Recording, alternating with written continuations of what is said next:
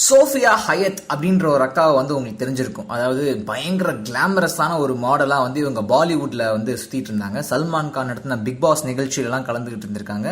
பயங்கர ஒரு சர்ச்சைக்குரிய ஒரு நடிகை. திடீர்னு அவங்க என்ன சொன்னாங்கன்னா, நான் கன்னியாஸ்திரி ஆயிட்டேன் அப்படின்னு சொல்லிட்டு மின்சார கனவுல வர நம்ம கஜோல் மாதிரியே சொன்னாங்க. இனிமேல் எல்லாரும் என்னைய மதர் அப்படின்னு தான் அழைக்கணும் அப்படின்னு சொல்லியிருந்தாங்க. சரி, என்னடா இது வம்பா போச்சு, இந்த அக்கா சொல்லுதே, நம்மளும் கூப்பிடுவோம் அப்படின்னு சொல்லிட்டு உலகமும் ஒத்துக்குச்சு. இனிமேல் நீங்க மதர் தான், மதர் சுப்பீரியர் அப்படின்னு நாங்க உங்களை கூப்பிடுறோம் அப்படின்னு சொல்லிட்டாங்க. இப்ப சமீபத்தில் என்ன பண்ணாங்கன்னா, இன்ஸ்டாகிராம்ல யோகா பண்ற மாதிரி ஒரு போஸ்ட் எடுத்து போட்டிருக்காங்க சார். அந்த போஸை பார்த்தீங்கன்னா, ஐயோ இதுனா பிளே பாய் மேகசின் பிடிச்ச மாதிரி இருக்கேன்னு தான் சொல்லுவீங்க. அந்த ரேஞ்சுக்கு பயங்கரமான கிளாமர். ஸோ பார்த்தவங்க என்ன சொன்னாங்கன்னா, இந்த அக்கா ஒரு பப்ளிசிட்டி ஸ்டண்டா தான் கன்னியாஸ்திரி ஆயிருக்கிறாங்க அப்படின்னு சொல்லி பயங்கரமான கிரிட்டிசிசம். இது கூட பரவாயில்லைங்க, இதுக்கு அந்த அக்கா சொன்ன பதில் தான் பயங்கரமான பதில்.